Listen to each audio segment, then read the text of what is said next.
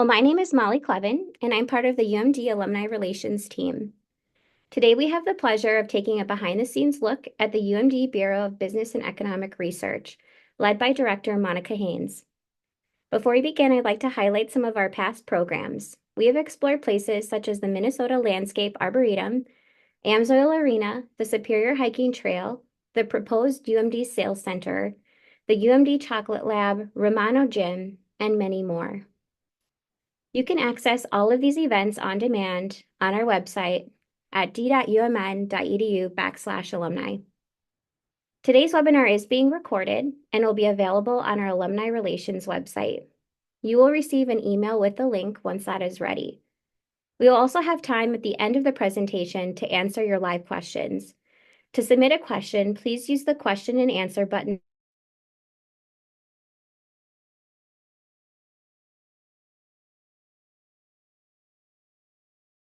Director of the Bureau of Business and Economic Research.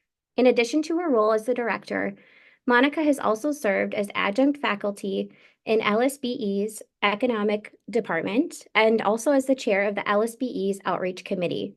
She also has served on the Duluth Workforce Development Board. She has a Master of Science in Applied Economics from the University of Minnesota Twin Cities, and in her spare time, she enjoys running, biking, cooking, and reading. It is now my pleasure to hand it over to Monica. Thank you, Molly. And can everyone hear me okay? Okay. Thanks for everyone for attending this afternoon's Bulldogs Behind the Scenes. And thank you to Molly for inviting me to participate in this very cool webinar series. As Molly said, I'm Monica Haynes, Director of the BBER, and I've had the pleasure of leading the Bureau for the past 10 years. So today I'm excited to give you an inside look at the Bureau, how we contribute to the university and the community, and some of the research projects we're working on. So I'm going to start by sharing our mission, some of our recent research and impact, some of our current work, and then talk a little bit about our students and our department as a community resource. So our mission is simple. We support businesses, policymakers, and economic development through high quality data.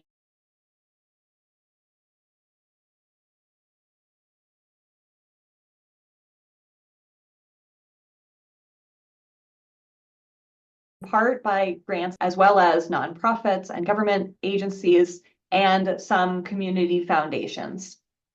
Our services include economic impact modeling, labor market trend analysis, data collection, survey design, and much more. And our services are used to help inform decision-making in our community. So our focus is primarily on northeastern Minnesota, but we often conduct research that serves broader geographic regions, including the state of Minnesota, Wisconsin, Michigan, Canada, and we have even done national level analyses. So for these first few slides, these first few slides, I wanted to share a few recent research projects we've done and the impacts that those projects have had locally. So for example, our 2023 analysis of northern Minnesota's film and TV industry led to an increase in the annual film production tax credit cap from $5 million to $25 million. And that was a study that was done with the local Upper Midwest Film Office, and they used our research to advocate for that increase in the production tax. Another example is this recent study on the economic effects of the potential redesign of the I-35 corridor through downtown Duluth. We conducted this study last year. And we used a combination of methods, including a literature review, case studies, as well as interviews with local stakeholders to examine the potential economic effects of redesigning the I-35 corridor through downtown. Our study helped the city of Duluth secure a $1.8 million Reconnecting Communities federal planning grant and also earned our department and U of M Extension the Community Development Society's Current Research Award, which was awarded this summer. So we're pretty pleased with that.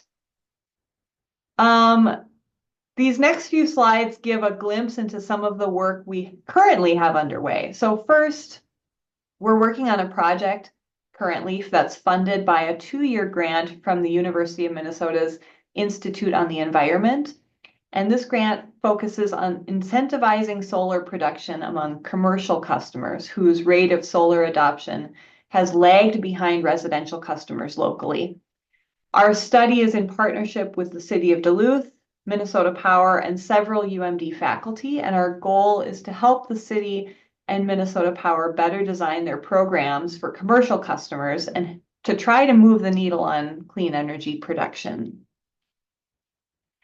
We also recently completed a survey of employees from local businesses assessing how age-friendly their workplace practices are. So these results have helped employers understand how best to accommodate an aging workforce by highlighting areas where they are doing well compared with other businesses, along with areas where they could improve their age-friendly practices. So that survey was just completed and we're still rolling out the results to local businesses, including some of those that participated and others that didn't participate but could still benefit from the results. This fall, we're partnering with the U of M Center for Transportation Studies, looking at how a statewide clean transportation standard might affect gasoline prices. We'll be looking at examples from states that have passed similar legislation, such as California and Oregon, and our research will be used to inform policymakers and legislators on the potential impacts of proposed legislation in Minnesota. And finally, we've partnered with Extension, U of M Extension, to produce a series of articles on topics related to community and economic development issues. So these are just a few of the topics we've covered in that series, and we intend to publish more in the coming months.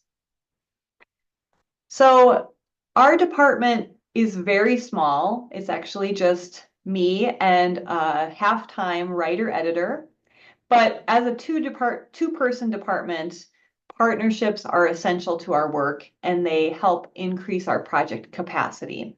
So we've worked with over 60 different organizations since 2019 alone, including several departments from within UMD.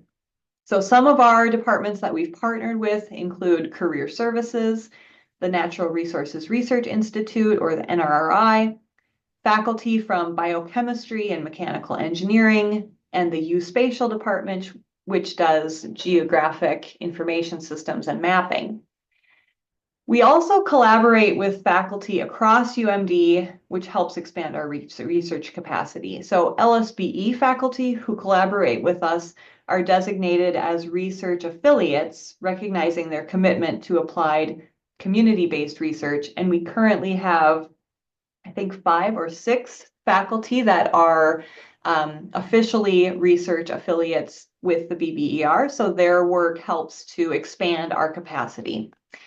But probably the most important way that we maximize our department's impact is by involving undergraduate research assistants in meaningful ways in our research. So they participate in everything from data analysis to presenting our findings, meeting with clients, writing and editing the final reports.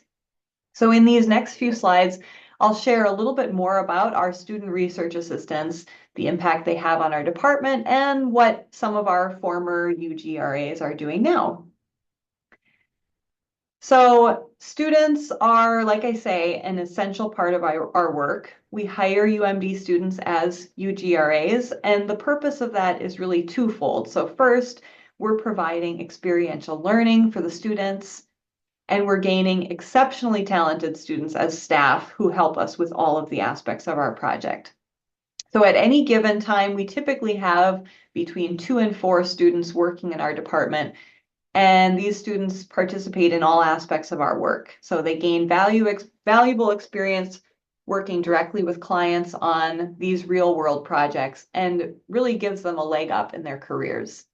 So they learn how to use sophisticated data analysis tools, gain practical skills. We also emphasize the importance of writing for different audiences, whether that's technical reports, client-facing communications, or writing for a layperson audience, like as we do for our website. And we have so many super talented alumni, many of whom have gone on to earn graduate or professional degrees or have had successful careers in data analysis, policy, or education. And I included some quotes here from some of our more recent graduates. I also wanted to highlight a few notable alums who have had success after graduation. So these are some of the students who worked as undergraduate research assistants during their time at UMD for the Bureau. But I will say there are so many more students than these. I wish I had time to share more of our former student success stories, but here are just a few of them. So first, one of our most famous former BBER students is UMD's very own former chancellor, Dave McMillan. Dave worked for the BBER as an undergrad and then for a brief period after graduation. And he is one of our department's biggest champions and regularly speaks about how his time at the Bureau influenced his career path. Second, I'm sure many of you might be familiar with Dr. Chris McIntosh. He's a professor of economics at UMD, works just down the hall from me. Chris was a BBER undergraduate research assistant when he was a student at UMD, and that highly influenced his career after his graduation. So in fact, his research interests still very much align with much of the work our office does, and he is now one of our faculty research affiliates. He has partnered with our department on several different research projects. Lastly, one of our more recent graduates is Matthew Hawkert. Matthew graduated in 2020 and went on to pursue a PhD in applied economics. He has since worked as a graduate research assistant at the Minneapolis Fed and is now a graduate assistant with both Hennepin County and the Center for Transportation Studies. Before I conclude, I just want to share a few final things that I hope will resonate with some of you watching. I really want all of you to think of the BBER as a resource for the community, which includes all of you. So just a few examples of that. First of all, nearly all of our research, both current and historic, is made publicly available through the university's Digital Conservancy, ensuring that anyone can access and use our findings. So all of the studies I mentioned today, as well as hundreds more, are available online, and they can be used for, just curiosity if you're interested in the region's economic issues, or as a historical resource for kind of understanding Duluth's economy over the years. We also regularly publish articles on our website covering everything from local economic trends to in-depth research insights to just stories about our team and our students. And we share all of those stories on social media as well. I also frequently present our team's research or talk about economic issues to the public, and our research is often featured by the news media. And finally, we provide training and education for the community. So that can include anything from presenting on economic trends at a business event or educating local job counselors on public assistance programs and how they influence career choices. So we do a very wide range of outreach activities. And so depending on your interest or your business, perhaps there could be benefits there as well. So we're always looking ahead, and some areas of interest for future research include clean energy, workforce development, and climate resiliency. And like I mentioned earlier, our work is funded by external grants. So we're constantly seeking new funding sources that align with our mission. Over the years, we've really tried to build stronger connections with our alumni. And of course, that includes our former research assistants, but it also includes UMD alums who have an interest in what we do. So if you're a former undergraduate research assistant, please connect with us and share what you're up to. We love hearing from our former students and learning about what they're doing now. Or if you're simply an alum who is curious about the regional economy and want to learn more about our work, connect with us. I love hearing when people find our research interesting or have interest in a particular topic. I love to talk shop, so I'm happy to do that as well. There's several different ways for you to get in touch with our department. So first, our website, which is here on the slides. Also, we are pretty active on LinkedIn, so we post quite frequently with articles or news clippings that we have found online that we think are relevant to our region's economy or the state's economy. And we also have started publishing a newsletter 3 times a year. And that newsletter summarizes some of the recent research we've completed, other events and happenings that are happening here on campus or in the community. And so I encourage you to follow us on LinkedIn or subscribe to our newsletter if you have an interest in that. So that's my presentation. I wanted to keep it pretty short so that we would have some good time for Q&A, and I'm happy to answer any questions that you all might have. So thanks again to Molly for inviting me, and thanks everyone for joining me today.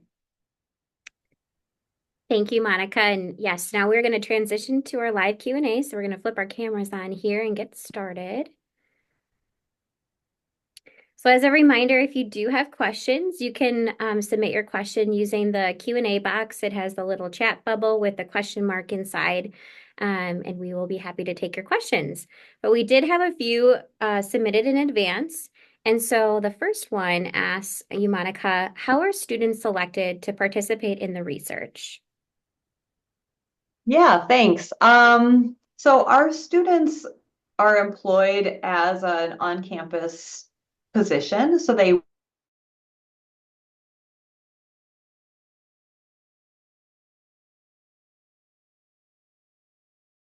over the summer. So we actually post those openings online and reach out to students within LSBE to encourage them to apply for the position, and then do a search process just like we would for any other student position. But we really try to do a lot more heavy recruiting of students, like upper level students in juniors and seniors in LSBE who we think would be interested and qualified for the position. Perfect. And we just had a question come in. But on average, how many projects does your office have going at one time? On average, it can vary, but it's usually about 8 to 10 at any given time. So we usually have a wide range of projects that are in various stages of completion. So just as an example, right now we have 2 that we're just kind of wrapping up the final report, and then a few that are kind of in the middle stages where we're still doing data collection and working with the client to finalize the scope. And then others that are longer term projects, like that 2-year grant that I mentioned on the solar production, that is just starting. So we will have that project for the next 1.5 to almost 2 years. And kind of a follow-up to that one, what region does BBER cover in terms of conducting its research? Yeah, so we don't really have a official defined region. We we serve primarily businesses and industries kind of in northeastern Minnesota. But we have done projects in all over the upper Midwest and even throughout the US, just depending on, sometimes we have a project in an industry and then a similar business or company might hear about our work and reach out even though they aren't located here in the region. And so, word of mouth is definitely a way that we end up finding projects, and it can be all over the country. And we have done several projects in Canada as well, so international. Very cool. And you touched a little bit on this, but just curious about the funding for BBER and maybe just discussing, in a little greater depth, opportunities for the community and alumni to give back or be involved. Yeah, so our funding from our contracted research covers probably about 40% of our overall annual budget. And then a pretty good chunk of funding comes from a fund called the State Special, which is a legislative appropriation for the university and for research at the university. But then a pretty large chunk is just covered by the university's O&M budget, which obviously over the years can fluctuate in how generous it is. And so we are always looking for other opportunities to kind of fill in those gaps, especially when it comes to hiring our student researchers. That money is the money that we pay them that isn't coming directly from funded projects. It comes from a fund that was originally established by a family called the Walker family. And they established that fund to support experiential learning opportunities for students in a few different areas, actually, both in the Swenson School as well as LSBE. And so thanks to that generous fund, we have been able to pay for these talented students to have their hourly wages, but also a scholarship that they receive each year. But that is not an unlimited fund. So we will eventually run out of funding from that family's fund. And so, yes, we are always looking for donations to help supplement that student research time. And we have two funds, the one being the Walker Fund that people can donate directly to, or else the BBER fund, which is just like our general fund. Perfect. And one final question for you. What are you most excited about for the future of BBER? Yeah, I mean, I think it's been such an interesting experience working, over the past 10 years with this department and really watching it change and grow. We are really trying to expand the types of research projects that we do. And a big part of that is we've been able to do that through involving more faculty in our research. So rather than really relying just solely on my capabilities or expertise as the director, by kind of expanding our reach to include more faculty research, it really makes us more flexible and adaptable, and we can go for larger grants, and we can serve clients' needs that maybe previously we had to turn away or say no, we don't have that capability. So that's something that I'm really excited about, just continuing to expand the types of research that we can do and get faculty more involved in our research. And I think it really benefits all of the parties involved. So the faculty get to do applied research, which they maybe wouldn't normally do, but they have kind of this bridge. The BBR serves as like a bridge between them and the broader community. And then the students get to work on more challenging or kind of in-depth research than what they maybe would have otherwise gotten to do. And so I think all in all, it's really beneficial kind of across the board. Awesome. Well, thank you so much, Monica, for taking the time to visit with us today and share about the good work that's happening at the BBER. And for those of you that this is your first time joining a behind the scenes, our office, Alumni Relations, hosts about 1 to 2 of these sessions a month. And if you're not on our mailing list, you can send us an email directly and we will add you to that. And I know there was a question that came in about linking to how to sign up for the BBER newsletter. And so we will make sure to add that to our follow-up email to everyone so that you can sign up for that too. Can And I then, ask if anyone is a BBR alum, can they or a former UGRA, I should say, if they would be willing to share what they're doing now, or whether it's in the chat or they can contact me directly? I'd love to hear what you're all up to.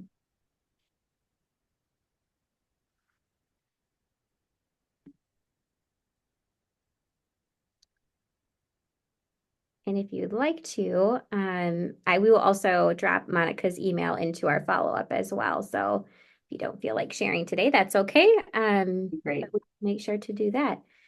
And I think with that, again, this will be recorded and we'll send you the link and a follow-up email. And we hope to see you all again. And again, thank you again, Monica, and for all of you for joining us today. Thank you. Bye-bye.